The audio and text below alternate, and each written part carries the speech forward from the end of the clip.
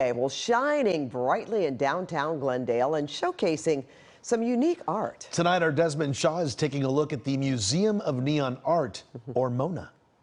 Well, take a look at this unique museum. It's the Museum of Neon Art, also known as MONA in downtown Glendale, and it's a museum that's dedicated to the preservation and celebration of LA through neon art and signage. A little more about everybody's favorite noble gas, neon, which is the 5th most common element in the universe by mass, but it's actually relatively rare on planet Earth, and it's produced by cryogenic fractional distillation of liquefied air, and I'm not really sure what that is, but sounds pretty crazy.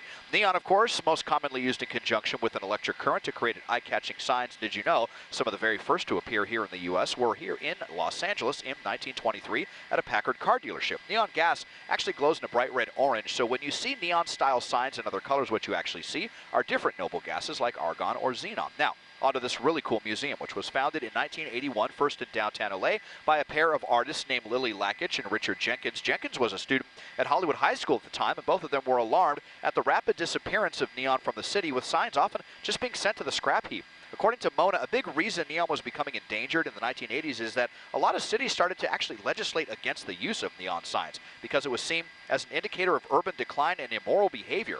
In response, Lackich and Jenkins created a nonprofit museum to take in neon that would have been otherwise doomed. Now, more than 40 years later, according to the LA Conservancy, MONA has saved and restored over 500 historic signs and helped relight more than 150 signs across LA. They also advocate for the historic buildings that a lot of the remaining neon signs are still attached to.